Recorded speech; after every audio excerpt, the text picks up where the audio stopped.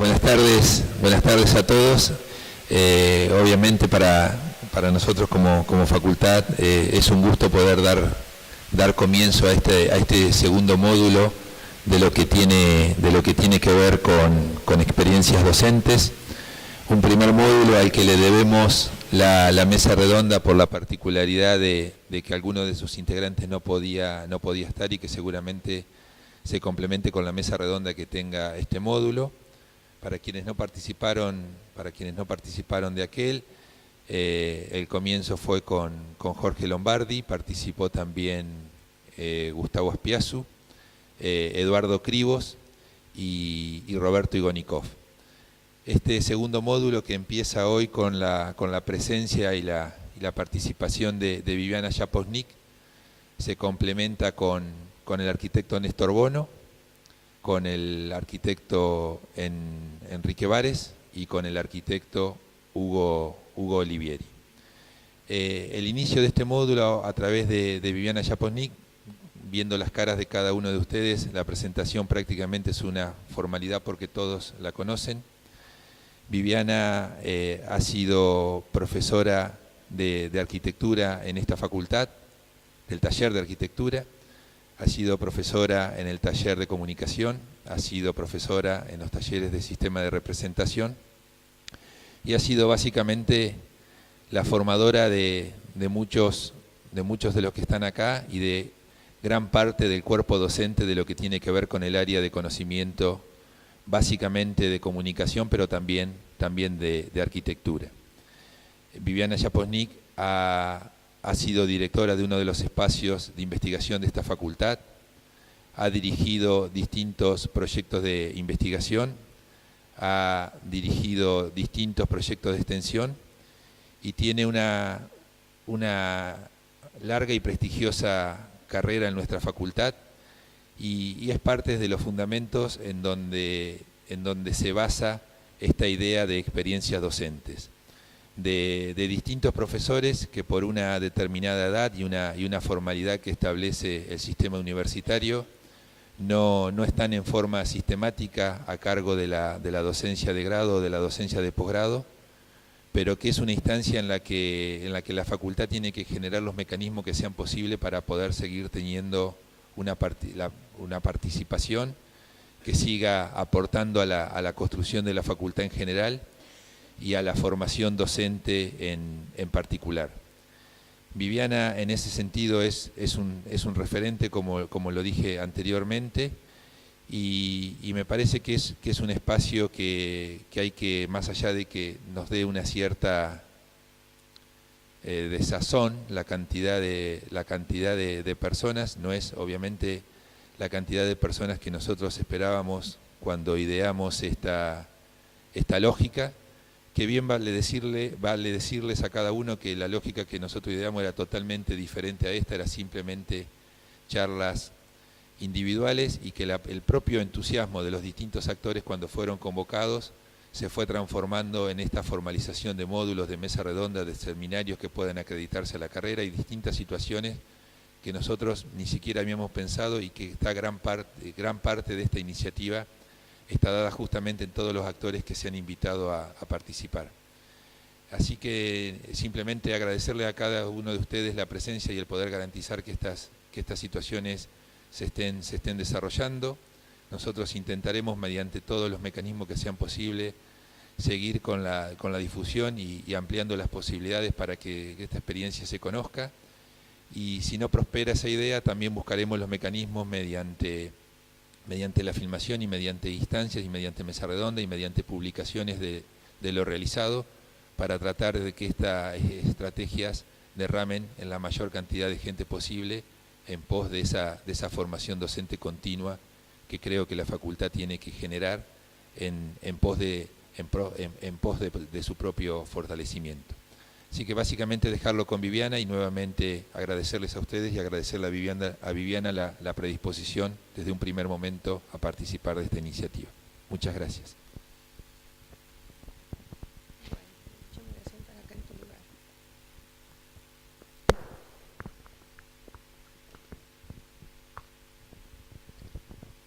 A ver si me escuchan bien, sí. Apagamos todo, todo, todo.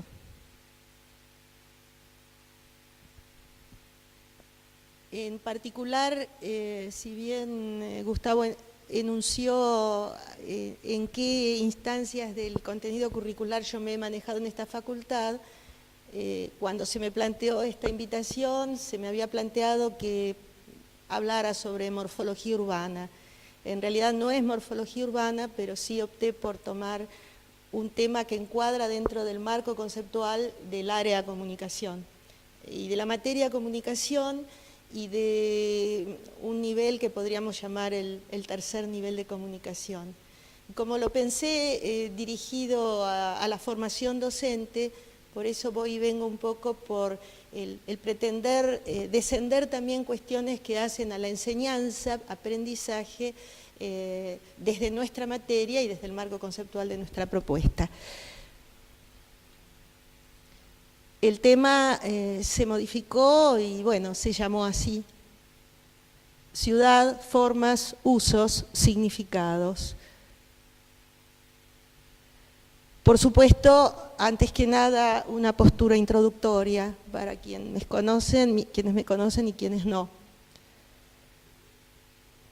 Y decir esto que siento como mío. ¿Qué le ocurre, cómo late ese cuerpo para cuerpos que es la ciudad según Richard Sennett? Richard Sennett me interesó siempre desde la investigación como sociólogo urbano, que se apoya filosóficamente en el pragmatismo. ¿Por qué me interesa? Porque se toman los problemas filosóficos insertos en la vida cotidiana, se une la filosofía con las prácticas concretas, tanto en las artes, en las ciencias, donde sea.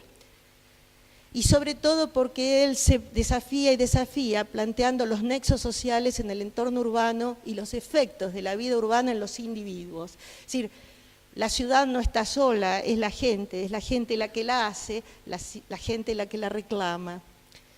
Hay que prestarle atención. Y para entenderlo, entender que él irónicamente dice que así como los romanos, cuando generaban ciudades nuevas a ser habitadas, apuntaban a los dioses y al cielo, los padres de Nueva York, por ejemplo, consultaban a los bancos. Él asevera que las piedras de la ciudad moderna se hallan defectuosamente colocadas, y en el libro Carne y Piedra justamente encuadra muy bien qué es una ciudad. Las ciudades se hicieron para el ejercicio, el desplazamiento y el acomodo del cuerpo, está siempre el cuerpo presente. Y que es el cuerpo con sus movimientos y actitudes el que crea el sentido de lo urbano y las variables del espacio público, ese espacio al cual en particular yo me voy a dedicar, ya como lugar de intercambio, ya como lugar de movilidad o de descanso social. Eso es ciudad. Entonces, nosotros apelamos mucho a las ciudades invisibles en su momento desde el taller, haciendo especular a los alumnos. Y equivocadamente muchos alumnos y docentes especulaban para el lado de la fantasía y la representación de imágenes fantasiosas, cuando en realidad lo dábamos con otro sentido, porque las ciudades invisibles, según el propio Calvino, son un sueño que nace del corazón de las ciudades invivibles. Y lo que él quiso hacer cuando escribió Las ciudades invisibles fue una discusión sobre la ciudad moderna y la crisis de la vida urbana. Entonces, si aparecían respuestas de estas características y se engolosinaban muchos mirando la espectacularidad de una representación, en realidad lo que importaba era mirar los contenidos de esa aparente fantasía. Y volviendo a Richard Sennett, su punto de vista es entender, sí, lo que dije al comienzo, la ciudad es un cuerpo para cuerpos, es una estructura donde nace, crece, muere y desaparece la corporalidad, pero no su memoria, que pervive en las obras, en las calles, pero también en las honras y en los rituales de nacer, procrear y morir. Entonces se trata de plantearnos y descubrir la ciudad, el cuerpo de la ciudad, el papel de los cuerpos humanos en las relaciones espaciales de la sociedad, tomar en cuenta ese código antropológico que es la proxemia, es decir, las relaciones entre el espacio, la distancia y el comportamiento humano según las culturas, según los lugares, según los climas. las diferencias que hay entre la carne y la piedra, pero la convivencia necesaria de la carne con la piedra. Y entonces me niego y me negué siempre a hablar fríamente, incluso desde el contenido de un plan de estudios de un espacio urbano. Es tan genérico eso de espacio y tan frío esto de urbano, que si en realidad pensamos que urbis es ciudad, podemos decir que estamos hablando del espacio de la ciudad, pero todavía podemos decir que estamos hablando de un sistema complejo, donde el sentido de la palabra complejo, complexus, está diciéndolo todo, com, juntos, plexus, enlazados.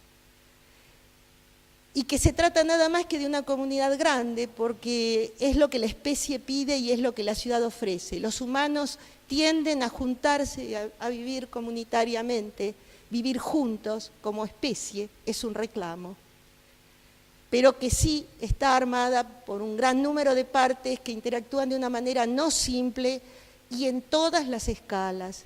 Y hablar de escalas tampoco lo quiero hacer en términos de escalímetro, sino de pensar que permanentemente al tratar de desocultar la ciudad hay que apelar a la macro y a la micro mirada, porque si la macro mirada me está señalando o explicando por qué voy de manera rectilínea y veo allá un punto en el horizonte, porque veo el horizonte, la micromirada es la que surge al caminar y como dice Martha Satonji, uno camina, la siente las piedras, pero al mismo tiempo la macromirada empieza a subir por los pies y llega hasta el corazón.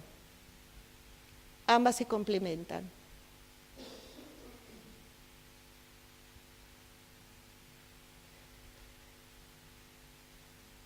No sé por qué, pero algo pasa. Ahí está. Entonces, acá estamos. ¿Por qué entonces no son solo formas, no son solo usos, no son solo significados? Porque como que queda algo pendiente frente a un tema planteado, morfología urbana, para mí es una parcialidad, es una variable. Pero ¿y las formas? Las formas albergantes y generadoras de usos y significados y las formas, entonces ellas se están ofreciendo para dar pie a esos usos y a esos significados. Entonces aquí entra la variable morfológica, el análisis morfológico en arquitectura, desde un lugar muy particular, entendiendo que no puede decirse que es fríamente el estudio de las formas arquitectónicas o urbanas, cualquiera sea su escala, sino entender que frente a una obra arquitectónica, de cualquier escala, la materialidad hace de la obra algo concreto, pero subyace una idea, una esencia, una forma, que pudo ser posible gracias a esa materialidad que la volvió posible, valga la redundancia. Y entonces aquí viene esa melange, esa mezcla que en muchas cabecitas y cabezas de alumnos, e inclusive de docentes, confunden y hablan de manera indistinta de geometría, forma y morfología, y parecería que ¿para qué teorizar tanto? Pero es que la geometría es nada más que esto, el orden subyacente de las formas, los elementos esqueléticos estructurantes de las formas, las leyes organizadoras de las formas, algo así como una rejilla que puede sostener nuestra visión, justificar las formas o ayudar a generar las formas, cualquiera sea el origen geométrico, topología combinatoria, euclidiano, fractalidad, hasta llegar al desorden aparente y sin patrones del caos. Ahora, ¿cómo forma más materialidad pasan a ser objetos? Y ustedes dirán, ¿por qué objetos? ¿Y por qué estoy hablando de los objetos particulares de la arquitectura? Y entonces si tomamos los clásicos, desde lo euclidiano, los volúmenes, cuando ellos adquieren materialidad, se vuelven reales, entonces pasan a ser objetos. Donde hay forma, sí, hay idea, pero hay también materia que vuelve concreta la idea. Y no se trata de cualquier objeto, en nuestro caso particular, de interés nuestro de los arquitectos, los objetos singulares de la arquitectura. Y de ellos dialogaron tanto Jean Baudrillard y Jean Nouvel en una publicación que después trascendió a partir de la UBA, porque ellos se preguntan y se contestan, ¿qué es un objeto singular? Es lo opuesto a lo neutro, es lo irrepetible, lo indestructible, lo que guarda un secreto, lo que seduce aún siendo feo. Así me atrapó a mí el hábitat de las vías en desuso apropiado por la pobreza y así motivé el origen de mi tesis. Se puede amar o se puede odiar, pero es siempre ineludible, son los objetos singulares. Y en medio de todo esto, ¿a dónde se ubica la geometría? Es una posible configuración sobre la que habrá una interpretación de las formas y de su materia. Entonces aquí el trío empieza a aclararse en cuanto a cómo se posiciona. La morfología interpreta la forma y al interpretarla la carga selectivamente del sentido polisémico que se le atribuye. Hay objeto singular con su materia y su forma idea, pero hay polisemia, hay interpretación.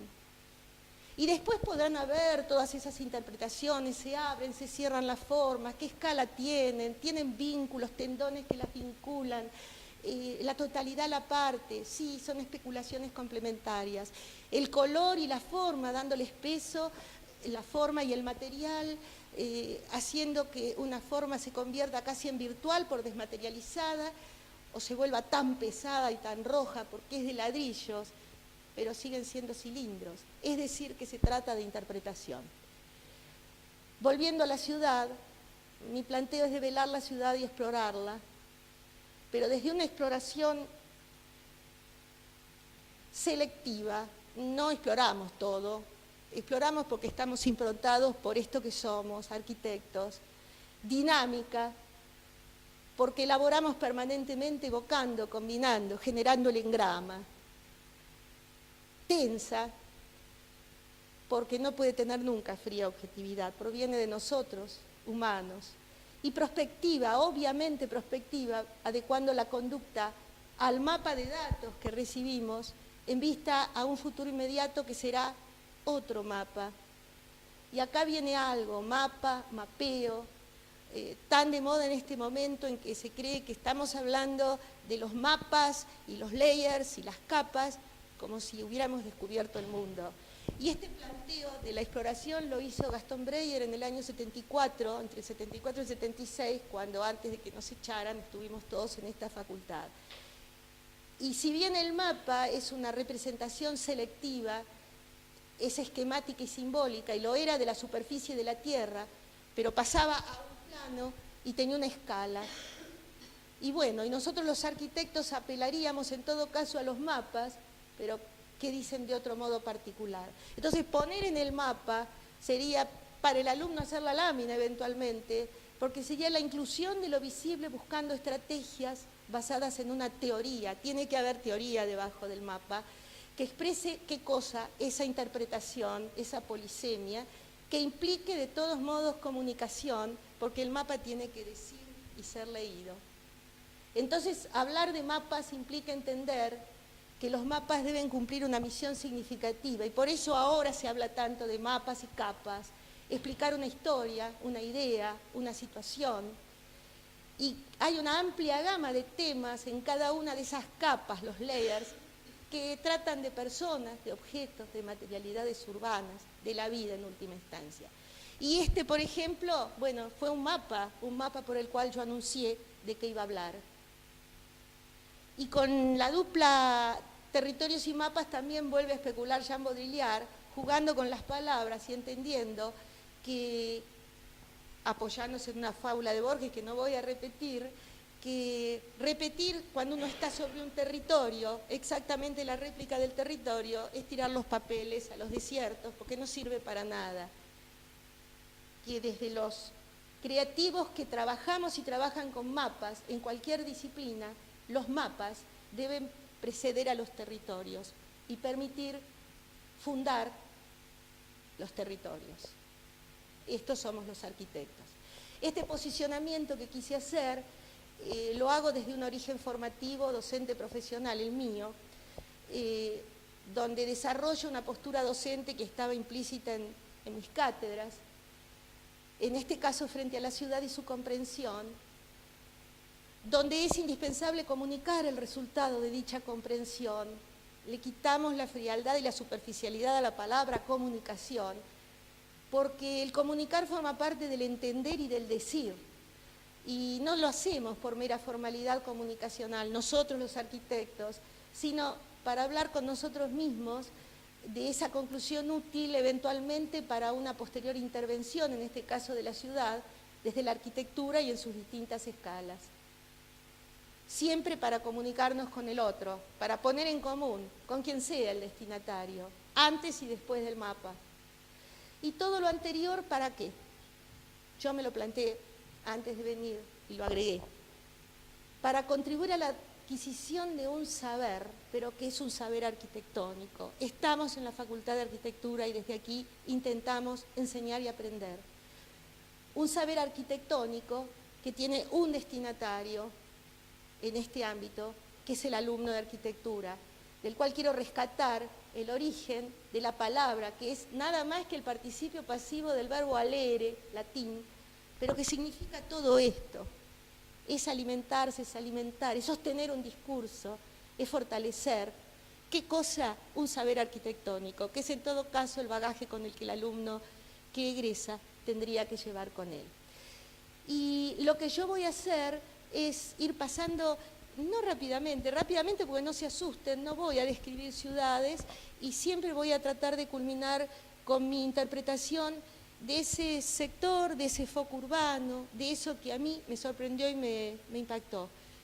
Esto sí es material muy fresco porque es de hace muy poquitos meses. Yo fotografío, después mastico, interpreto y finalmente hago mi boceto, pero mi boceto es digital porque yo actualmente trabajo básicamente con la computadora. ¿Por qué Suecia, Malmö, Dinamarca, Copenhague? No es un itinerario, pero son puntos que están involucrados en este pequeñísimo primer escalón. Lund, porque ahí vivimos, ahí viví durante un largo año y hace muy poquito, hace solo 2 meses, volvimos a esto, que era nuestra casa en Lund, los departamentos de estudiantes. Malmö, porque siempre nos arrimábamos a Malmö, entonces volví también a pasear un fin de semana. El Öresund, que es el canal que separa Suecia de Dinamarca, parte del Mar del Norte, y Copenhague, a donde uno cruzaba para darse un poquitito un regalo. De Malmö, porque aún lo dejamos de lado, tampoco se preocupen, no vamos a hablar del Turning Torso, al que ya conocía por fotografías, pero no había recorrido el área. Pero me importó ir al lugar porque se trata de una situación intersticial de las que tanto estudiamos y presenté en la tesis, donde la condición de terreno de uso, desuso y degradación llevó a convocar a un arquitecto marca registrada, con esta arquitectura icónica, que es Calatrava, que clavó ahí el Turning Torso, y el Turning Torso se derramó y valorizó el área desde la marca registrada del arquitecto, y a partir de eso el área empezó a retejerse, a construirse. Más allá de la estructura, de la torsión, del embate de los vientos que se evitó, etcétera, son oficinas y residencia. Aquí está él, todo retorcido, pero lo que importa es que Suecia y la arquitectura de Suecia es así, no es grandilocuente, es casi humilde, diría yo, y siempre busca la escala humana y peatonal, y entonces al pie del Turning Torso ya empezamos a tener la escala del peatón, con los pequeños lugares recovecos para estar, permanecer, caminar, casi ventanitas para mirar más allá y más allá y más allá, con tratamientos a escala humana de piso, de desagües, de variaciones de materiales.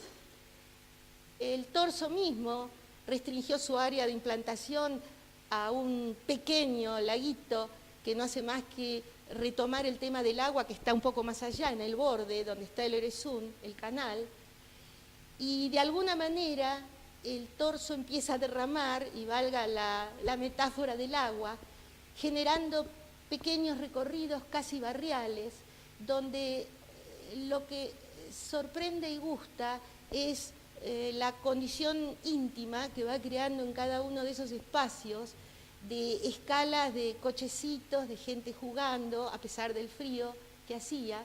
Ahí estaban las ventanitas que nos hacían ver esto otro, donde las pequeñas placitas con este equipamiento nos están hablando también de una escala, hay una sola hamaca y hay 3 túmulos cilíndricos, variaciones de pisos, recorridos donde uno se da cuenta que el diseño y los materiales están trabajando juntos en yunta y donde uno se siente agasajado porque va viendo que otro pensó esto de manera particular y no surgió al azar, donde el turning torso sigue presente siempre, pero en la escala de patios y de barriecitos que se van armando, o bien nos proyecta hacia el borde del agua a través de tratamientos y recorridos que nos hacen asombrar nuevamente por la búsqueda de diseño, la piedra bruta, la piedra escuadrada, las esferas de distintos materiales que están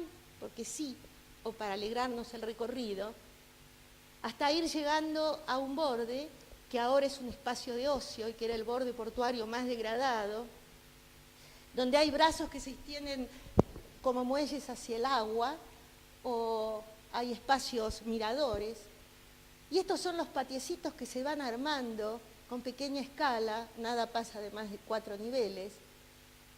Con esto que podría decirse qué desborde tecnológico, no, estas burbujas nos protegen del frío cada tanto, cuando el magro sol no nos da suficiente calor, entonces hay sillitas y nos metemos adentro para protegernos, apretaditas en la escala de esos patios.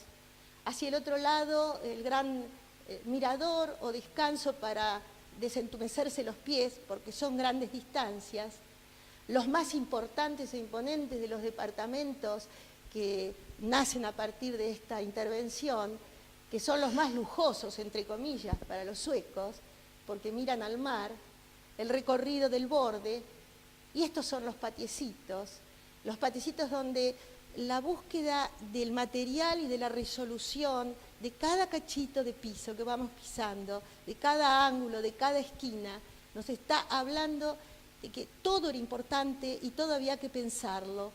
Esto me hizo acordar, al estar allí, al tema de los patios y las casas, los espacios intermedios de César Carli, cuando hablaba de la vivienda del isleño en Entre Ríos, donde hasta el tutor del arbolito seduce, donde si es invierno o primavera fría, como era ahora, y los pastos están secos, el lugar no pierde vigencia y sigue siendo un lugar tanto visual como peatonalmente accesible, pero todo está previsto para que uno pueda canalizar su andar mirando, donde un farol se implanta sobre la piedra, pero tampoco lo hace en el medio, donde la arquitectura no quiere mostrar otra ornamentación ni piel que ser ella y mostrar su materialidad, en general prefabricación, desde siempre, hasta el pato, puede caminar.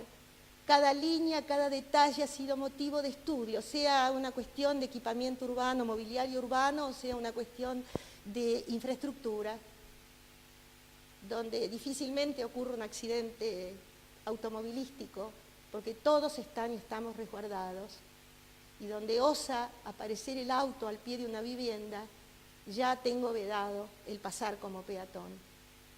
Esto lo caracterizo como cultura urbana, cultura ciudadana, es decir, de ciudad. Y la escuela también para el área, con mismo carácter, allá se va yendo a lo lejos el deshacerse o el pretender seguir tejiéndose todo el área barrial del Turning Torso. Aquí vemos la ramblita para cruzar, hacia allá nos vamos a un borde y por este otro lado desde un borde también volvemos a la ciudad, a Malmö, que empieza a mostrarnos entonces su carácter arquitectónico, los colores, la presencia de lo nuevo y lo viejo ensamblados de tal modo que todo parece tejido al mismo tiempo.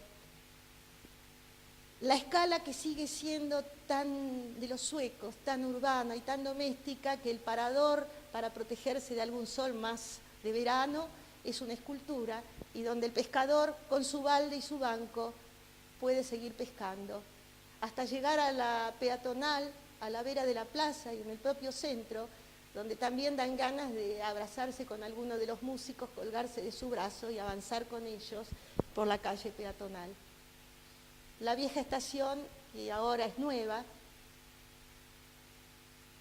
y allá estoy yo, chiquitita porque soy, pero además por la foto, en el balcón frente a mi puerta, la puerta de mi departamento. ¿De qué se trata esto? De imágenes, vivencias, de una dialéctica entre imagen y realidad, de una metáfora de la realidad.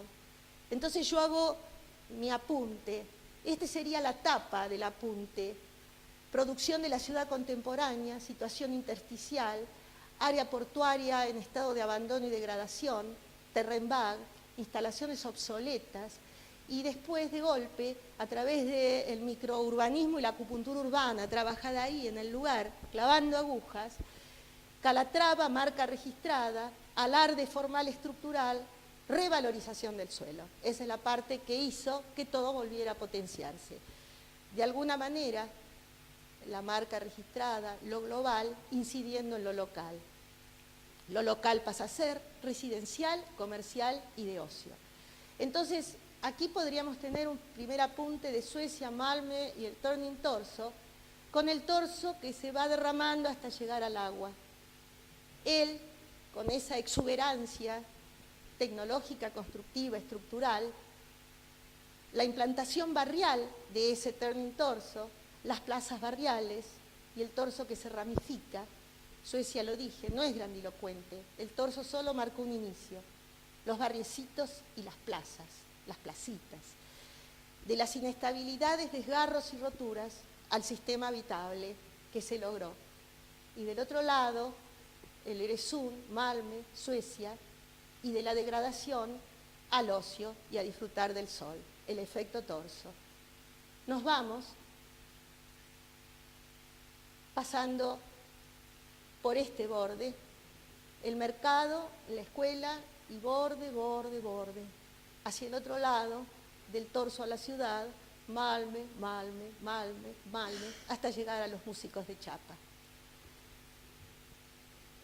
La plantita es la parte antigua y medieval de Copenhague, donde César Naselli diría que se puede leer la sociogénesis, porque él sugería que o topogénesis, o sociogénesis, o morfogénesis, pero no importa, importa que uno puede leer la organización social y política y económica a través de la planta. Y tomé esto porque el foco mío va a estar acá, en la parte antigua, aunque esta es hoy Schevenham.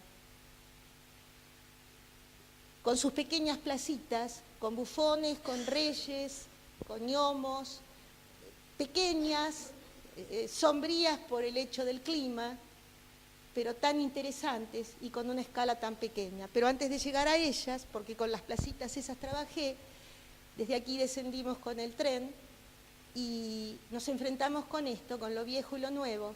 Acá a la derecha, al fondo, está el Tívoli.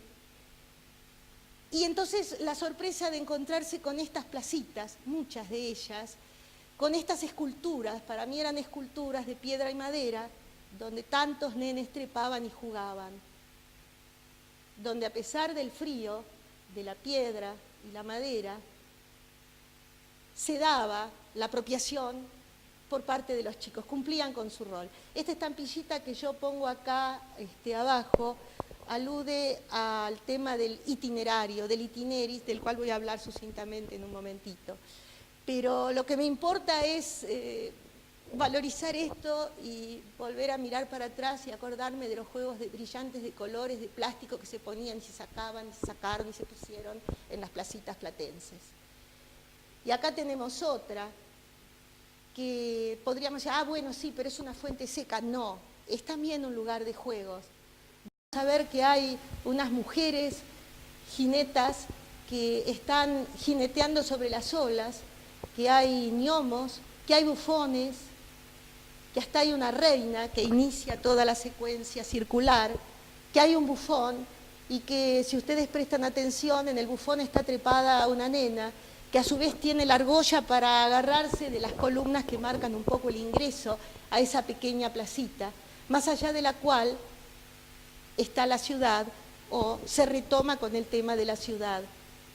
Está el barco vikingo, los orígenes ancestrales vikingos y de reyes y de reinas. Y entonces, con esta idea de, casi de manera errática, descubrir los signos y explorar la ciudad, meterse por una callecita y querer atravesar la manzana irregular un poco por el frío y otro poco porque está esta vieja galería que la tecnología permitió cubrir.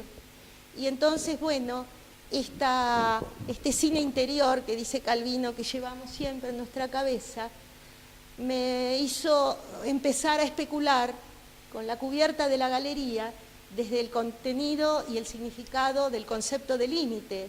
El límite, que lo es pero no lo es, igual nunca lo íbamos a trepar y alcanzar, pero allá está el cielo y nos es permitido visualmente apropiarnos de él. Pero de todos modos está la red que se opone, y especular e imaginar a todas esas figuritas extrañas que podrían pretender desde el afuera del límite entrar y no poder hacerlo. Y entonces este es el cine mental que funciona en nosotros y no cesa nunca de proyectar imágenes en nuestra visión interior. Pero lo dice Ítalo Calvino, no lo digo yo. Entonces hago también mi lámina síntesis, que es la vieja galería. Y digo, bueno, sí, pero tengo que sintetizar mi impresión de las placitas, y entonces empieza la especulación digital, que en parte tiene dibujo a mano alzada, pero hecha en una tableta digital, y en parte empieza a especular desde la representación que pretende poner en común, nada más que eso, no impactar desde la imagen visual, qué desdibujo, qué enfatizo, los edificios que brillan, la placita que se recorta con sus juegos, y desde esa búsqueda podemos terminar en otra lámina que se llama Schevenham y que se llama Placitas de Dinamarca, donde nos faltan los gnomos, la reina y los vikingos al mismo tiempo. Sí, somos animales visuales. Gastón Breyer siempre decía, somos como moscas.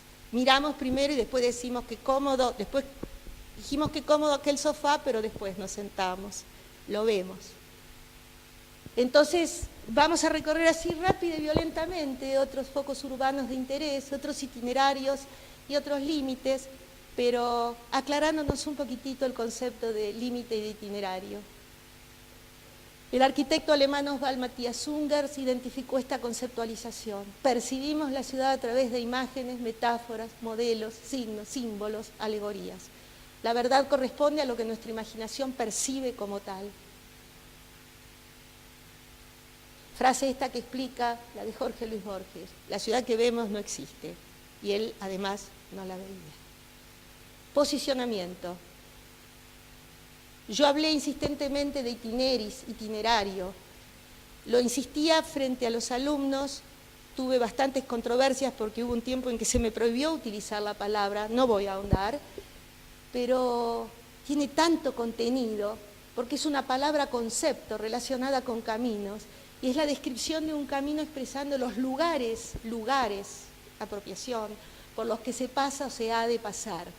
Por eso me resisto y nunca le daría a un alumno un itinerario para mapear, rescatar, como se dice ahora, porque él lo tiene que descubrir y armar su propio itinerario, desde los pies y con los ojos. Y dentro del concepto de itinerario no podemos desatender, al menos pasar rápido, qué es un hito, qué es un límite, qué es un tramo, porque todo eso está contenido en ese itinerario que por casualidad o no nos toque en suerte. Y un hito es esto, es nada más que un mojón, un poste de piedra que sirve para conocer la dirección de los caminos. La vista se dirige al hito y se destaca por algo, pero no necesariamente por relevancia y significación. Es una marca, es un dato. Yo tengo muchos, hasta para recorridos de regreso a determinado lugar. Y puede ser el hotel ese de Toyo Ito, que me sorprendió en esa sistemática y monótona casi fachada continua de Barcelona, o puede ser esta conífera a contraluz en un atardecer de Concepción, Biobío. Puede ser la Torre Akbar, que está ahí presente y no podemos perdernos, o puede ser esta esquinita de La Habana, tapiada de cañas, pero que llamó la atención. Puede ser el hito que nació para hacerlo, que hasta desde su imponencia y su simetría lo está diciendo, o puede ser esta escultura en chapa oxidada que después se repiten varias más en París. Los límites, ¿y cuál es mi límite? ¿De acá donde empiezo o donde termina? ¿Los que me aparecen en la lateralidad o el que veo allá arriba, donde veo el vidrio? Entonces, el límite circunscribe algo, más allá de lo cual ya no se encuentra. Pero más acá ese algo aparece en toda su intensidad. Es un término al que es posible acercarse indefinidamente, tanto que Calloy lo ejemplificó así: desde el Citroën frenan un poco porque hay que darle tiempo al que corre la línea del horizonte. Nunca se lo va a alcanzar. Pero la magia del límite subyace en la imposibilidad de llegar a él. Esto lo dice Juan Carlos Pérgoles, mi amigo. Todo límite define dos territorios, el antes y el después del límite. Y es relativo, porque yo puedo decir que la fachada es el borde de lo construido, la arquitectura, pero lo es también del espacio de la calle que la antecede. Y desde ese lugar enfrentar la ciudad de nuevo y plantearse que hay límites que son muy materiales, que pueden ser continuos, monótonos, repetidos, o lo pueden ser así de densos pero en diversidad, Montevideo, o pueden tener la diversidad entre un lado y el otro.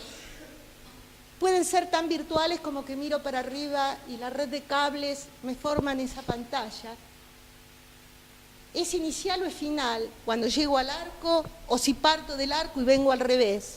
Es todo tan relativo. Pueden ser tan reales pero marcar un de este lado y del otro. O los llamo virtuales.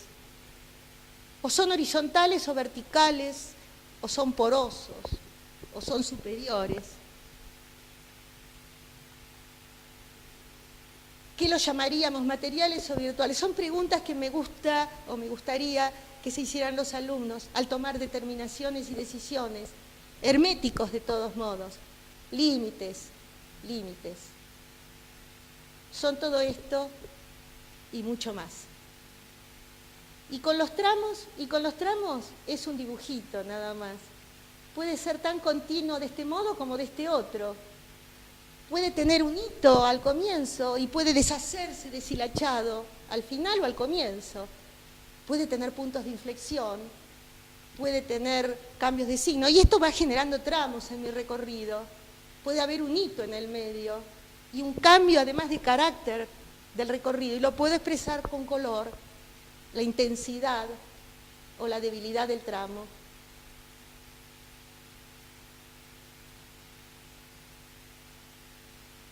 Pueden haber rupturas, pueden haber zonas tan débiles y otras tan fuertes. Y bueno, allá con Malme podría estar ejemplificando algo de esto. Vamos a Chile. Y digo, Santiago y Valparaíso, no puedo hacer ese itinerario, pero a las dos las junto porque mi lámina va a ser ambas. Y acá en Santiago interesa 2 o 3 lugares. Por supuesto la Chascona, la Casa de Neruda, o el patio Bellavista, donde me encontré con un patio de ciudad hermoso, tan dúctil y variable en cuanto a sus usos, y bueno, y la Plaza de la Constitución. Y este jabalí o cerdo, chancho y muchas piedras más están ahí porque sí en el patio Bellavista, en ese patio que atrapa, al que se vuelve a cada rato, al que van todos los chicos de la universidad, porque hay para comer, hay para escuchar música, para ver conjuntos o para comprarse artesanías, o simplemente para perdurar o disfrutar visualmente de las esculturas como que accidentalmente se cruzan en nuestro camino. Comida barata y comida cara, de todo. Y aquí está él, saliendo del patio. Nunca va a dejar de estar en Chile. Nunca. Y se cumple lo que él dijo. Sucede que voy a vivirme, sucede que soy y que sigo. En un rehundido de una fachada, con la rampita para llegar después al portal, está este mural que en parte es arte musivo, mosaico, y en parte grafismos estampados en el muro. Pero yo dije que me iba a la Chascona, y este sillón pintado me persigue, o yo lo persigo desde hace 10 años, en que encontré la Chascona caminando por esta callecita, y me sorprendió el sillón y lo fotografié. Y oh sorpresa, hace 2 o 3 meses seguía estando descascarado, que era nada más que la señal de un tapicero que se anunciaba por el barriecito de Neruda, pero resulta que para mí es un hito. Gracias a él supe que estaba a tal distancia de la casa de Neruda, de esta escalinata anfiteatro medio inundada, medio mojada, de este barriecito que, a diferencia de los patios y las casas de Suecia, no se está hablando tan de Latinoamérica, tan, en este caso particular, del barriecito de Neruda, donde está el mural pequeño que una amiga le hizo con cantos rodados al meterse en el patio de la casa, o sus dibujos y pinturas. Pero acá está el límite, porque este es el muro exterior llegando a la casa, y acá está la gente. El otro lado de la fachada es la calle, y en la calle la gente sigue insistiendo con él, y hasta sin desprecio, con ironía o no, pero de todos modos no considerándolo un insulto, hasta en la boina le escriben pirata. Es cierto entonces lo de Richard Sennett. La memoria no se pierde y pervive en las obras, en las calles, en las honras y en los rituales de nacer, procrear y morir. Y entonces, caminando por la avenida de la Providencia para llegar hasta la plaza de la Casa de la Moneda, la gran avenida de parque largo, longitudinal, la chica con su contractualidad solitaria, como diría Milton Santos, hablando con su celular, pero allá arriba el ciclista suspendido tratando de juntar monedas en su gorra. Él parte del árbol, la chica parte del celular. Y otro hito, ¿por qué no? Es lo que mis ojos descubren y por lo que me siento con el estímulo de reaccionar. Esta escultura poste con catalejos y paraguas a lo largo del recorrido para llegar acá, a la Plaza de la Constitución, donde inmediatamente la imponencia, la piedra otra vez, como en aquel jabalí del patio, pero acá es él, es el ancestro, los amerindios, los mapuches, y tiene tal fuerza y contundencia la escultura, más allá de que, como en toda plaza, sirve para que la gente repose, descanse o espere un ómnibus. Aquí hay una lectura de sociogénesis, según César Naselli, pero también hay que comer y también caminar por la plaza o limpiarla. Es una plaza, una convencional plaza tan importante. El reverso de la escultura sigue siendo interesante y pétreo, y la gente sigue sentándose y apoyando sus cajas. Y la feria, y el barcito, y todos juntos otra vez, porque son tan particulares los chilenos, y la parte fenomenológica interesa tanto como la morfológica, porque está Allende con el Che, pero está Carlitos Chaplin con la Madre Teresa, y está Dalí también, y está Fidel. Y ahí está el vaso de vino, y ahí uno se mete a comer un sandwichito. Y cuando de golpe el edificio es el hito, porque yo supe después que era el Centro Cultural Gabriela Mistral, pero y lo iba caminando, y la sorpresa de encontrarme con una obra de arquitectura que me impactó desde la materialidad, desde el diseño, desde lo visual, desde los colores, desde la chapa perforada oxidada, desde los vacíos con los que se ofrecía para que le entráramos, para que abreváramos en los detalles arquitectónicos, en las pieles que la iban envolviendo. La gran boca que hacia la ciudad dice: vení, metete por acá, con el vitral geométrico de colores y el infaltable pez, porque el agua acompaña a todo Chile y los peces están siempre presentes de una o de otra manera. Y la gran boca que proyecta la ciudad, o desde la que la ciudad nos absorbe y nos permite entrar, igual que esta puerta, ya en el interior, que también nos está diciendo, vení, empujame y abrí. Y entonces encontrarse con un interior de alto nivel de diseño. Esto fue producto de un concurso que se construyó a partir de un edificio destruido por el fuego y que inauguró Bachelet en el 2009, su arquitecto Cristian Fernández, con exposiciones internas de interés, pero con interioridades que vamos a ver después en mi lámina síntesis. Pero ya me corro rápido a Valparaíso en tren, donde quiero, ante todo, ver, visitar, vivir la otra casa de Neruda, la Sebastiana, gran fanatismo el mío.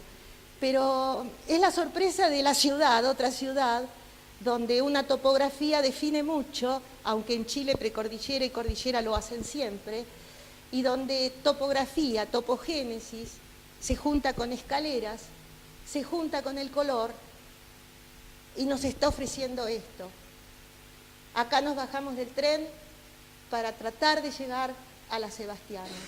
Había que trepar muchas escaleras y tomar un poco de aire en las tantas terrazas, donde otra vez el arte popular no ceja en manifestarse y en sorprendernos, con un invierno escrito con H y con B larga, con estos colores que nos hacen pensar, qué bien, qué bárbaro, cómo eligió los colores, mientras uno se siente que no da más, que no puede respirar más, admirando qué capacidad de pintar algo, y estando de acuerdo con Rafael Iglesias en que la escalera fue el primer paso del hombre en la conquista del espacio, así lo definió él, todo grandilocuente, pero admirando la obra pictórica de la gente, que hasta escribe palabras que siguen llegando al alma, al corazón, como dice Marta Satonji, como dignidad, centro comunitario, y todo ese trabajo, porque sí, para manifestarse en los espacios públicos, o el que pintó los peces esos que, con tal habilidad que parece que van reptando por la escalera, no se cortan, y llegar para tomar un poco de aire a las terracitas que se van conformando en la escala de barriecito, la escala barrial, claro, no son los barrios suecos, para poder disfrutar a un Neruda dialogando con Salvador Allende y poder sentarse al lado de ellos. Entonces, si está la topogénesis de César Naselli en su publicación de Ciudades, Formas y Paisajes, están las honras, desaparece la corporalidad, pero no su memoria, de Richard Sennett. De aquí nos quedamos con la visión de la terracita, pero en la otra mitad está Neruda parado mirando por esta ventana desde la Sebastiana, apropiándose de Valparaíso, que era otro de sus amores. Entonces empieza la tapa de mi boceto, y yo podría armarla de este modo, haciendo mi mapa y diciendo: dialéctica entre imagen y realidad, metáfora de la realidad. Y aquí los junto a todos, justamente se llamó Todos Juntos, porque poner un nombre y poner un título da identidad, hace falta. Y acá están ellos todos juntos. Pero también tuve que bocetar mis terrazas, las de Valparaíso y sus escaleras, y armar mi lámina, y todavía recortar más y ponerle un título: Diálogo Esencial. Esta es la lámina idea que siempre pedíamos a los alumnos después de haber abrevado, internalizado, masticado y devuelto. Y aquí está el centro, el arquitecto Cristian Fernández. 2016 es el momento en que yo lo viví, 2009 cuando se inauguró, con sus pieles oxidadas, con las continuidades y finitudes espaciales de un espacio interior que es también un fluir permanente, un detalle de diseño y de materialidad espectacular, y un ingreso que realmente es convocante y llama, por el diseño, pero también por su poder de convocatoria como obra de arquitectura.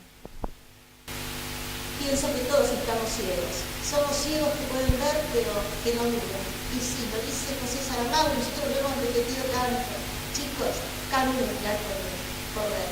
Lo decía Carlos Willis también. Y aquí está él, que tiene la marca puesta allí en Lisboa, donde vivió en Lanzarote.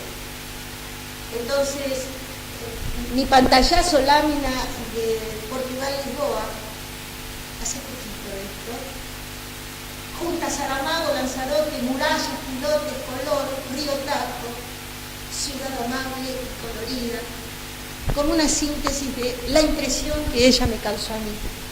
Acá están las callecitas, con esos fragmentos ensamblados artesanalmente, lustrosos, brillantes, que como trabajo de arte emusivo se repiten también en fachadas, en terminaciones, pero sobre todo siempre bajo nuestros pies, y lo sentimos.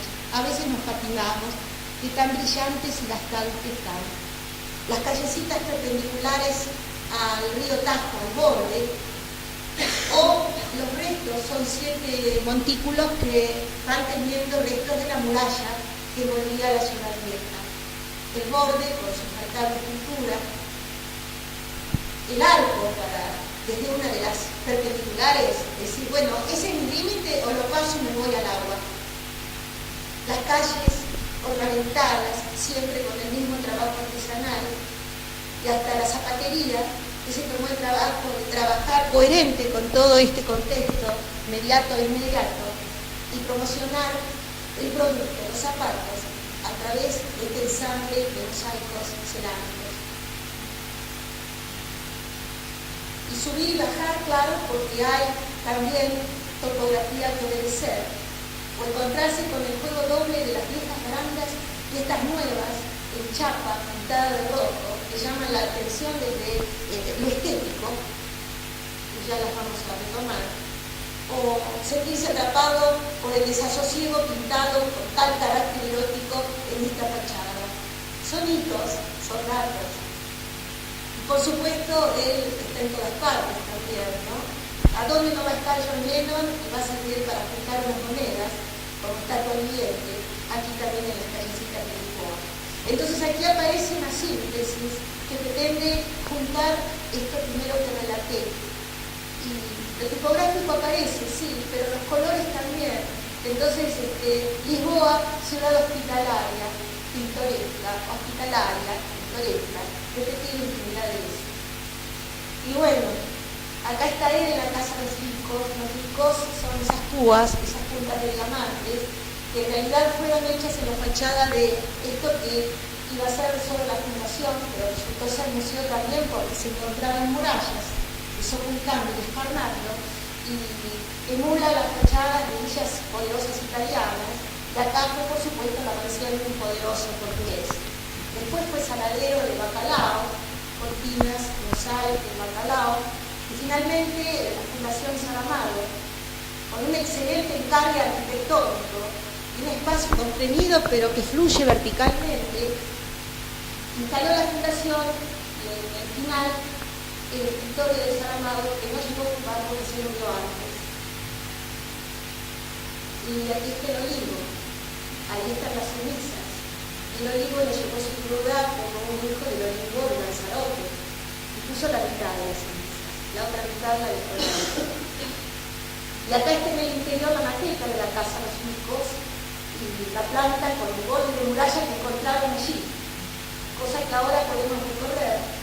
Desde este desborde tan apretado arquitectónico que se desarrolla casi más vertical que horizontalmente, donde los peces están siempre presentes porque a veces alaban los peces y porque los peces están en el agua. Y oh sorpresa, los fragmentos del trabajo del arte emusivo, acaso del mármol de un gran plano vertical, pero ahora reconstituido a través del vinilo, pero de nuevo la impresión de los fragmentos haciendo un todo, con una gran capacidad, envolviéndonos mientras vamos subiendo hasta llegar al área específica de Saramago. Esta es la arquitectura de la piel sagrada, un gran vacío, angosto y alto, y allá arriba el libro de Saramago. Y acá afuera la plata, sobre los adoquines, los cachitos de piedra ensamblados. Y una primera lámina que habla del museo, que habla de la fundación, pero que habla de las vísceras del museo, las murallas y los peces, pero donde es posible también disfrutar de la arquitectura contemporánea.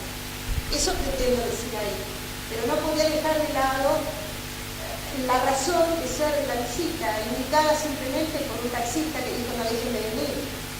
Y por supuesto que la tapa amarilla con el elefante fucsia del libro, el clásico libro, El viaje del elefante de Saramago, motivó mi expresión, la síntesis, a la que por supuesto le tuve que agregar por necesidad del arbolito.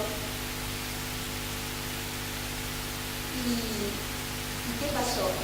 Que allá afuera, en positivo y no en negativo, una ofrenda, la pata del elefante. Entonces están las cenizas, está el olivo, está la pata del elefante. Y a duras penas pudo terminar de escribir, porque se moría, salía del hospital y trataba de terminar el libro. Y entonces esta es mi lámina, que se completa diciendo ironía y sarcasmo en el libro y en la ciudad, la pata del elefante.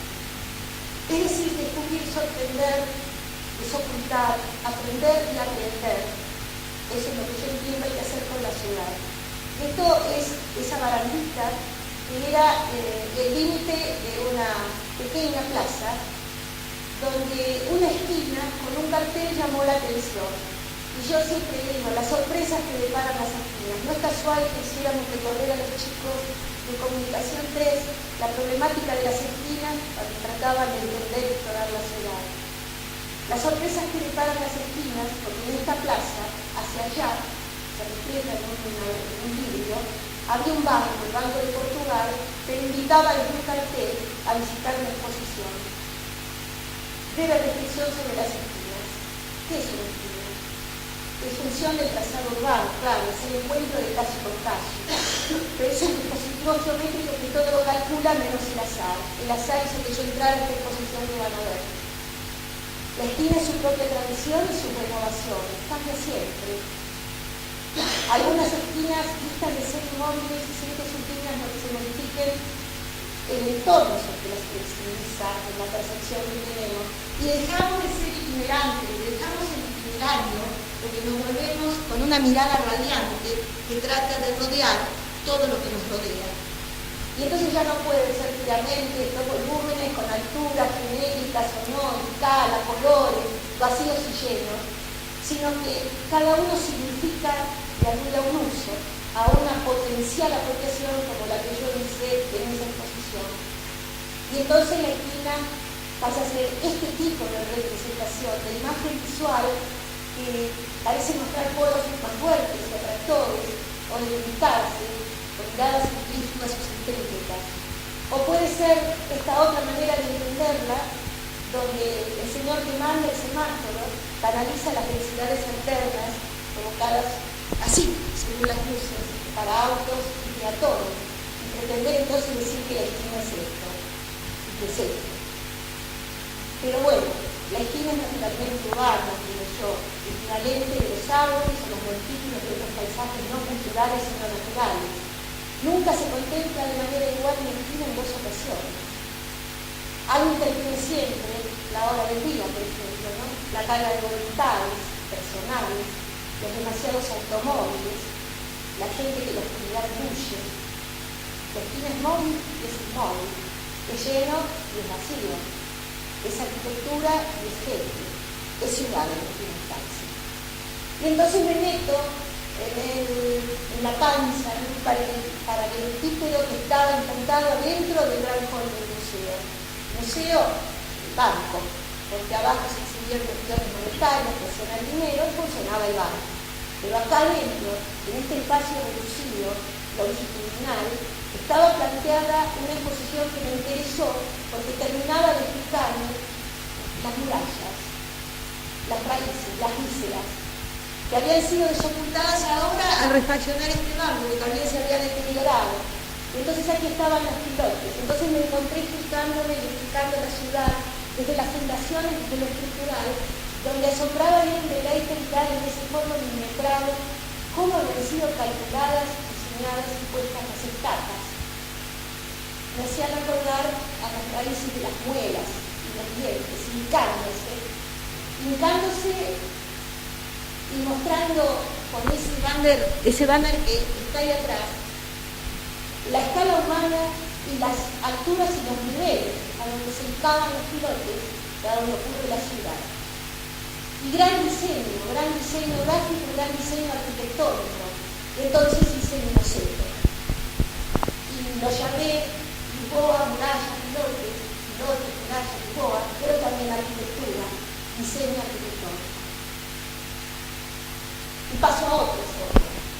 Esto pretendía ser así, una especie de maratón de pocos lugares de interés. Y no podía evitar poner primero a ellos, porque es la escultura de los estudiantes franceses muertos en la resistencia, que a mí me conmueve. Y tampoco podía dejar de poner algún rastro de ella, ese desborde de hierro de aquella exposición que la dejó para siempre como símbolo del país, la torre. Pasé por el Pompidou, he vivido bastante tiempo también allá, pero lloré por un montón de recuerdos y me hice esta lágrima. Pompidou, Europa 2016. Es mi interpretación hoy de la Plaza Cívica. Y me tuve que ir a la Défense porque di tantas clases sobre la Défense a partir de la fotografía que me sobrevivó. Nunca yo la había podido vivir. Tenía que hacer mis notas. Entonces me acerqué a esos datos que conocía, pero nunca había vivido. Los fui fotografiando para poder después hacer mi trabajo. El trabajo lo hago cuando regreso, digitalmente y con tranquilidad. Y bueno, ¿cuántas clases de sistemas de representación habré dado con estos volúmenes puros, geométricos, euclidianos, con estos materiales reflejantes, con estas aristas, con esos vértices, esas esferas, con esa plaza que me permitía hablar de las perspectivas, tan poblada y tan desolada al mismo tiempo por su escala. Había gente, sí, ahora, pero la escala siempre desborda. Y algo así como el lugar común, el mobiliario de las plazas hoy, tantas plazas europeas, y el sentirme, sí, pertenecer a la ciudad, al armar los bordes y encontrarme con aquella escultura de telo, de bronce, gigantesca, o el castillo de la Chacolá y el muro urbano, un nodo. Entonces ahí sentí que la Défense no se deshacía, pero por suerte también seguía estando. Y también encontrarme con lo que podemos llamar el habla blanda en la propia Défense. Acá estaba Miró en carta pinta, una escultura que trataba de ir en contra de todos los sentidos que tenían los edificios que armaban el sistema, la calecita. Y entonces es cierto que en las ciudades está el habla dura, que son los edificios, los monumentos, las cicatrices. Está el habla blanda, que es esa cambiante, mutante, que genera la gente en su vida hoy, no ayer ni de futuro. Y aquí, no sé si ustedes lo verán bien, nos vamos a arrimar, porque esta fue la gran sorpresa de encontrarme el mismo torso de un escultor que yo había pasado, tocado y vivido en una piazzale, la del Carmine, cuando yo iba al Politécnico de Milano por el proyecto Alfa. Este torso estaba ya 20 años atrás. Lo sorprendente fue no solo encontrar el torso, sino que en un contexto tan distinto, sino el piso de mármol pulido y los dos volúmenes tan distintos de aquel contexto de experiencia que rescaté desde estas diapositivas y traté de explicar ahora. Y entonces, lo que más me sorprendió dentro de esa pseudo soledad, esa plaza seca tan grande, tan amplia, fue encontrar a este hombre sentado solo, tal vez turista, que no se inmutó porque yo lo colgué con mi cámara, lo fotografié varias veces y tuve que hacer un apunte que se llamó Hombre Solo. Y seguí, traté entonces de armar mis otras láminas también, para no cansarlos, voy trasteando y eliminando algunas porque esto sería toda una entrega y se van a aburrir. Pero aquí rescaté el arco, mi sensación, mi percepción y mi reacción, ahora en vivo y en directo, y mi lámina. Y en dos franjas que se superponen la de arriba sobre la de abajo, intencionalmente, la llamé la Défense, la de arriba me muestra el habla dura y la de abajo tiene escrito la Défense se humaniza, el habla blanda. y tampoco había podido tocar la pirámide de Pei si bien lo había visitado tanto, porque siempre era por fotografías y también en muchas clases. Ahora me dio gusto, pero era para poder corroborar cuestiones y armar mi lámina, la del apunte de viaje. Por supuesto, como todos, miré para arriba, como en la galería de allá, de Copenhague, y me sentí con el límite, el cielo del otro lado y la red que nos contenía a todos. Pero esta vez la red, con el sol radiante de ese día, pero además con el piso que recogía su dibujo con la sombra, me hizo pensar en el otro límite, en el límite interior, y en esas mismas figuritas extrañas que allá querían intentar meterse para adentro, pero no podían porque estaba el límite, y acá tampoco porque estaba el piso. Y por supuesto, las formas geométricas y los vértices, y leí mucha morfogénesis, mucha cuestión morfológica, incitándome a hacer mi lámina, y la morfogénesis condujo la imagen metáfora al principio. Y empecé a especular con esas formas, pero ella no podía faltar con su sonrisa, pero empecé a atar cabos, brotaron significados, y más que cabos, encontré que el entrelazarse de las manos podía llegar a enabonarse con el helicóptero de la escalera y formar un único todo, en el que las partes significaban, pero el todo también. Y lo fui probando, y lo fui completando, pero dije, no, si la gente nos resistía, si nos pisoteábamos, si éramos tantos, la parte fenomenológica no podía estar ausente, pero empecé a sentir como lo sentí en ese momento en que no podía encontrar un proyecto o en inglés o en español, porque se habían agotado, que en realidad lo de la gente crecía y se iba desmintiendo ese espacio tan geométrico y puro, y que terminaba haciendo esto. Entonces se confunde la lectura interpretativa, se pierde el rigor, sobreviene el caos, al que aludo diciendo sin patrón fijo, que responde a otros comportamientos organizacionales que no son aquellas geometrías a las que aludí. Y bueno, quedó esto como estampa inicial y final. Pero volvió la calma, la ciudad se ofrece, con sus límites repetitivos, monótonos, los nuevos hitos, los vacíos apropiables, convocantes, tranquilos. Acá está la escultura, en el parque, las guirnaldas que nos retrotraen a otros tiempos y a otra historia. Pero sobre todo, el permanecer y no estar espontáneamente con todos la suerte de argumentos con que el parque se ofrece.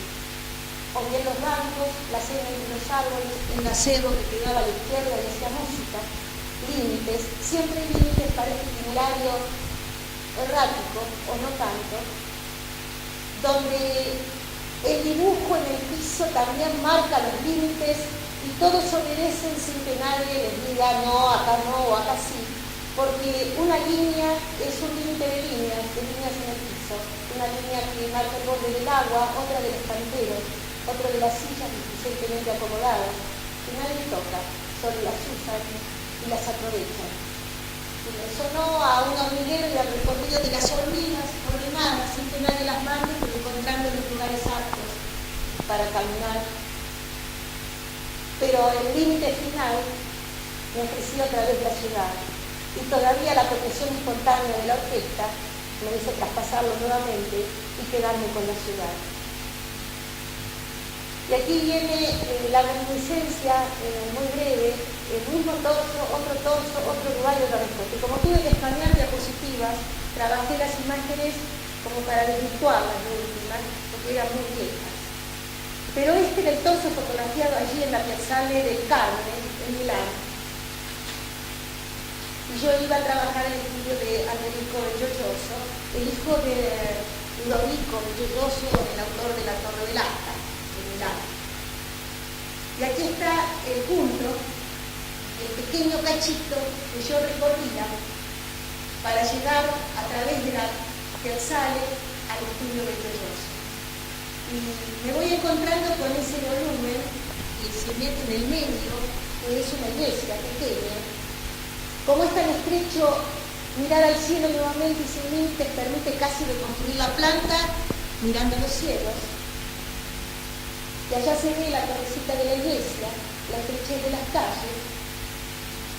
Ahí está la lateralidad de la iglesia. Yo llego así, choco con el costado y me encuentro con la placita. ¿Qué es esta? Y ahí está el torso, asimétrico, ubicado en el costado, casi en el borde, pero es el mismo. No pude corroborar ahora si es el mismo o es una réplica. Pero lo que quise analizar fue lo que ya había analizado, porque esto es un cachitito de una clase larga que he dado a mis alumnos en el taller de comunicación, en el de arquitectura, para leer Un vacío urbano. Y en realidad el motivo de esa plaza era la iglesia, lo vamos a ver después. Pero este es el torso, y está fotografiado por mí. Hay una ferretería, bazar, comercio hacia un lado. Hay un área de acomodar las furgonetas, los camioncitos de carga y descarga, o los autos, porque es peatonal. Y yo me preguntaba qué hacía ese torso metido ahí, desobedeciendo y desoyendo la simetría de la plaza, de la pequeña placita angosta, con autos adelante y atrás, nada que ver con el mármol, el granito pulido de la Defense. Hasta llegué a pensar, aquí osadamente el camioncito tapaba el portal de la iglesia. Las señoras hacían los mandados, abrigadas con sus pieles. Hasta llegué a pensar, esto les quería decir, que si yo me acomodaba el rosetón menor de la iglesia, le hacía de cabeza al torso, que a lo mejor había sido puesto a propósito ahí por eso. Pura especulación mía. Esta es la placita. Hacia un lado, las sombrillas de una subaria, una especie de célula que, según el sol viera o no, formaba un lugar de comer. El torso, la iglesia, el bazar y el lugar de comer. De noche, un poco más de grandilocuencia. La apropiación del espacio y la transformación del espacio con los carteles, la señal, la gente, los autos, la carga, la descarga. Y metiéndose en el barcito restaurante, la transformación del espacio, porque uno se olvidaba que estaba el torso, la plaza y la iglesia, y se metía aquí con las sombrillas haciendo de techo, y un piso que parecía pertenecerle al barcito, que me hacía sentir que teníamos techo y piso, y teníamos conformado un espacio, con límites verdes, y que ahí nos olvidábamos del resto del mundo. Pero yendo hacia el borde derecho y saliendo de la placita para cruzar la calle, porque me tenía que ir, de todos modos encajé en el barcito, Campari, y la sorpresa de algo que formaba la parte inferior de la vidriera. Un grabado antiguo de cómo había sido proyectada y construida esa plaza, casi como la boca de la escena, un escenario donde la iglesia formaba el telón de fondo, la escenografía, y ambas fachadas, con alturas asimilables, podían permitirme hablar de distancias, de simetría, de escala humana, de escala genérica, etc., pero no era el caso, ni me interesaba. Este soy, y esta era cuando fue proyectada. Así se llamaba el proyecto Alfa, del cual participé y con el que armamos en Londres, con Milán y con Navarra, Brasil, un trabajo único y compartido que se llamó Calidad Urbana, Unidad, Diversidad. ¿Qué mejor para explicitarlo que lo que me pasó con esta placita? Aquí están los dos torsos. Vayan las contradicciones de los cuerpos dentro de ese cuerpo que se llama ciudad. Mismo torso, otro lugar y otra respuesta. Esta es la ciudad. Esto no lo voy a decir. Simplemente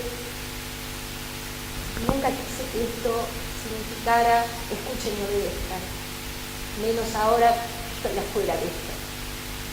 Solo suscribo a las palabras de Saramago.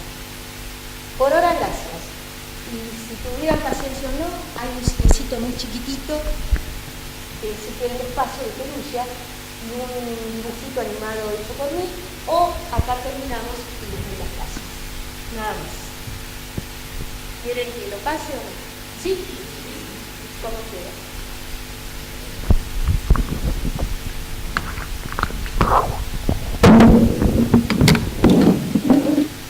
Solo saco este power y está abierto el otro. Son 12 diapositivas.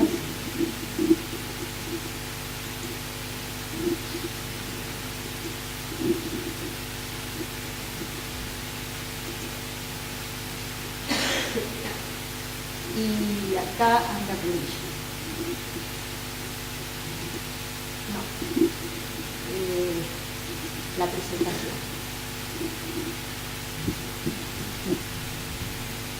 Es chiquitito, es casi un chiste, pero de alguna manera yo lo que nunca hice cuando daba clase era mostrar mi producción, porque no sabía, no sé modelo de nada. En este caso venía a mostrar a Liliana, la que hoy sigue trabajando en este modelo. No vamos a usar esto. Ya no sé si hace falta el micrófono, pero lo voy a usar. Huelgan las palabras. Es adorable Perugia. El dibujo es de Salmona. Verónica Cueto Rúa me los facilitó.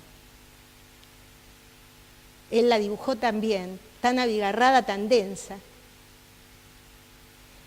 Y yo la fotografié también hace bastante y se me hizo que era el cuadro este de Escher. Horizontalidades, verticalidades, hombrecitos y gente que sube, que baja, que corre horizontal o verticalmente. Salmona. Y entrando a la ciudad, también un itinerario casual, con un destino final, pero sin saber por dónde pasar.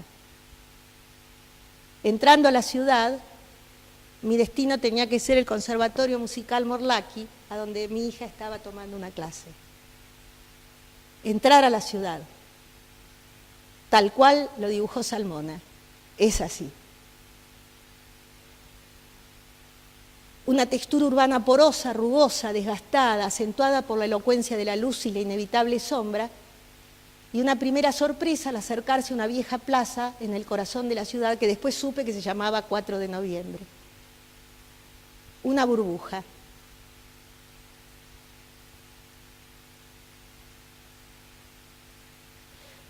Me llamó la atención la geometría brillante, semitransparente, reflejante del sol de la burbuja, además puesta a un costado, casi arrinconada contra las viejas ancestrales construcciones.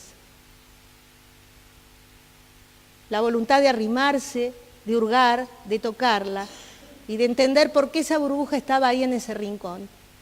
Forma, materialidad y reflejos tan discrepantes, perturbando con insistencia la lectura medieval de un vacío,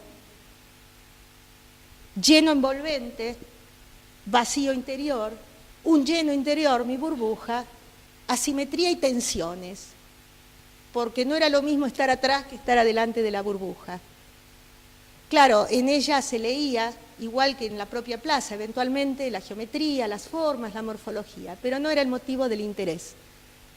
Un límite peatonal, vehicular, traspasable y poroso, la accesibilidad a través de escalones de piedra que a lo mejor se podían terminar en un ingreso o podrían estar bloqueándonos el pasar al interior de los viejos edificios.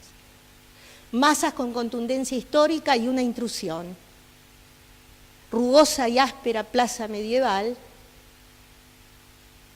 Y plantearme quién gana en la compulsa. Y que conste que más que sorprender desde la planta de la plaza, lo hacía desde el recorte de cielo, tan neta frente a esas rugosidades. Entonces, este collage fue hecho en papel, recortando y pegando, solo que después digitalmente está vuelto a trabajar. Pero este fue un papel que, recortando, trató de armar la plantita de la plaza. Y sí, podríamos haber leído esto que yo mencioné, la reverberación de esa burbuja, líneas de simetría, etcétera, pero no importaba. Importaba empezar a expresarla desde el significado, el impacto que yo expresé con el recorte de un papel y ensuciando con pastel, el mostrar en negro todo lo que me era hermético y no atravesable, el límite poroso para llegar a la burbuja, los escalones accesibles hasta un punto, porque después choqué con la puerta cerrada, y hasta recorté un peine que se está abriendo por donde se podía pasar. Y entonces empecé a hacer mi dibujo, el de cómo me impactó la burbuja y cómo me hizo penetrar y adueñarme de esa plaza medieval, y cómo fue mi recorrido visual, perceptual y de respuesta de internalización, cómo me planté primero para poder apropiarme del todo, cómo tuve que arrimarme para poder tratar de hurgar qué había en su interior, cosa que no pude desentrañar en ese momento. Cómo hacia atrás los colores se atenuaban, pero hoy se volvían cada vez más brillantes, más etéreos, más transparentes, porque en realidad los colores esos aludían al sonido que venía de aquel otro lado. Atrás había una loggia. A la loggia la interpreté como que era la música, era el piano, porque lo que se oía era música, de manera fuerte, penetrante, que invadía la plaza. Cuando yo daba alguna clase y quería usar este dibujo, por ahí ponía música, pero ahora iba a ser muy complicado. Este es el frente del Conservatorio Morlacchi, que estaba mucho más atrás. Pero a un lado y al otro estaban estas callecitas donde viven los estudiantes que acuden a ese conservatorio y que estudian con las ventanitas abiertas, y se escuchaban arpas y pianos y todo tipo de instrumentos que nos invadían con sonidos que no reconocíamos, pero que eran hermosos y nos envolvían. Y eso pretende dibujar acá mi dibujo, es decir, que esa es mi interpretación. Y finalmente, pasado al papel nuevamente, pasó a ser este dibujo que en realidad es una representación icónica de mi sentirme como persona, como habitante, pero como arquitecta, en esa plaza. La burbuja desafió con su presencia durante un largo año hasta que debió rendirse ante la fuerza del vacío total y del otro que ocultaba. Yo volví a ir 2 veces más y siempre estaba la burbuja, hasta que después en un video que me enviaron pude desocultar. Y entonces una fontana y su restauro concluido después de un largo invierno apareció en la escena, y burbuja y geometría dejaron de perturbar. Las partes volvieron a integrarse en un todo. La infaltable presencia del agua, que era la vida, que no podía faltar en ninguna plaza medieval y que servía para beber o para lavar o para juntarse a sociabilizar, esa era la falsa burbuja o la falsa fuente que yo en aquel momento no pude desentrañar. Esta era mi equivocada o acertada interpretación al haber llegado y haberme encontrado con esa geometría. Y entonces se corrobora esto que dijo Calvino: este cine mental funciona continuamente en todos nosotros, siempre ha funcionado, aún antes de la invención del cine, y no cesa nunca de proyectar imágenes en nuestra visión interior. Ahora sí, muchas gracias.